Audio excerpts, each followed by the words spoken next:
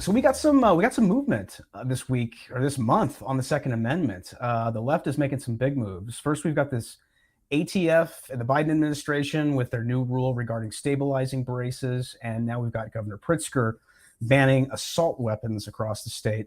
For those that don't understand what the ATF has done with this new rule, explain what a stabilizing brace is and what it means to the average American who might own one. Okay, so that's the easy part. When we get to what the ATF's doing, that's when it gets really complicated. But so basically, stabilizer braces are exactly that, right? They were a brace that attaches to the rear of a handgun that braces the firearm and provides more stability for the shooter. And the first brace that was submitted to the ATF, I think it was back in the early 90s. And the basic, design was meant to aid somebody who might have a little disability, right, and could use that extra support. So it was submitted to the ATF, and they asked, okay, does putting this brace on the back of a handgun turn that handgun into a short-barreled rifle, and which is an item that's covered by the National Firearms Act, right?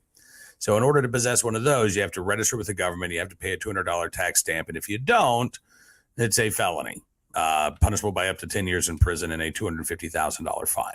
Wow. So the ATF looked at this brace and said, "Nah, that's doesn't make it a short barrel rifle. As long as it's, used as a brace, you're fine." So time goes on. These items become more popular, not just with those who might have a disability, but those who just think, wow, that's kind of cool, right?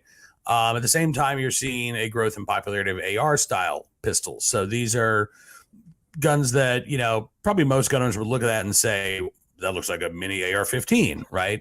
And it does kind of look like a cut down version of an AR-15, but it doesn't have the bump stock. The barrel length is not long enough to qualify as a rifle.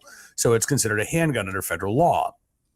Well, people started attaching these stabilized braces to the backs of AR-15s. And then the question becomes, okay, does that make it a short barreled rifle? And so the ATF's issued a couple of different guidances over the years, basically saying,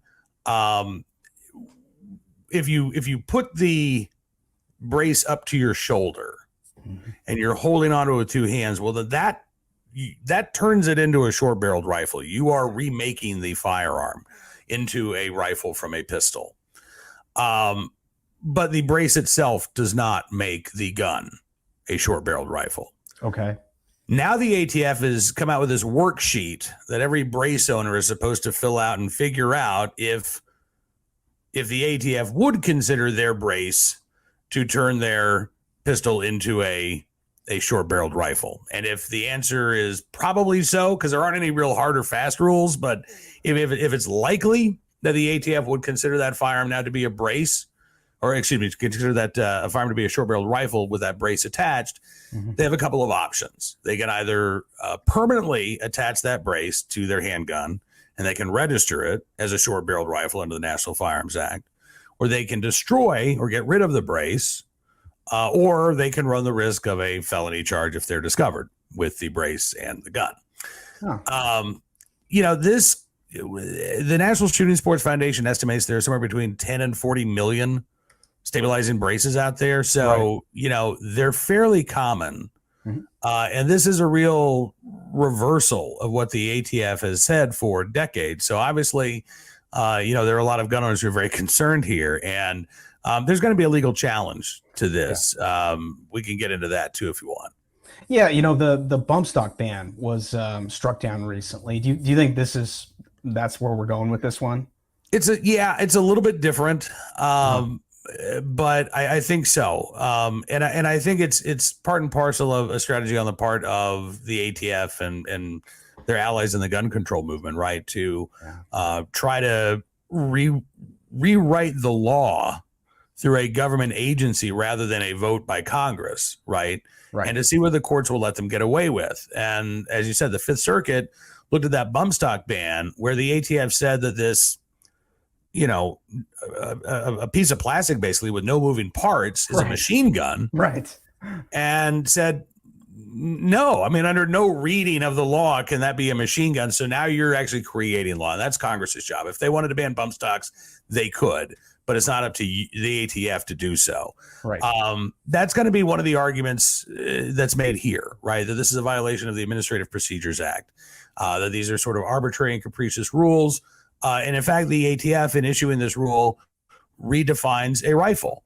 Now, they argue that they've got the authority to do that under the Gun Control Act, but this is really, I think, got to boil down to a question of how much wiggle room is the court going to give the ATF in writing regulations versus crafting a law. And I don't think this particular Supreme Court is really going to cut them a lot of slack. Probably not, but that's what I kept asking myself was how can a bureaucratic agency like the ATF, who are not elected officials, just simply mandate that these stabilizing braces be banned without any act of Congress? It's just bizarre to me, but these are bureaucrats. And that is the argument, right? That this is overreach. And look, I mean, we just saw Matt Gaetz's bill to abolish the ATF, and that's great. It's red meat for the base. We know it's not going anywhere. Right. From a pragmatic point of view, it actually would be nice for Republicans in Congress to introduce a bill that would, I think, maybe, reestablish some boundaries for the ATF within the confines of the Gun Control Act. Maybe, spell out some definitions, provide some definitions so that they can't try to abuse their authority quite as much. Look, that might not be as red meat for the base, but it's more pragmatic. It might not have any more chance of success in the Senate either. But if nothing else, I think it would serve to highlight this strategy that we're going to see from the Biden administration over the next couple of years. They can't get their gun control through Congress, so they're going to try to impose it as much as they can through the ATF. Right. Yeah. I mean, Obama did basically the same thing during his years. Whatever he couldn't get through Congress, he just used, the agencies, the bureaucrats, basically to do his bidding.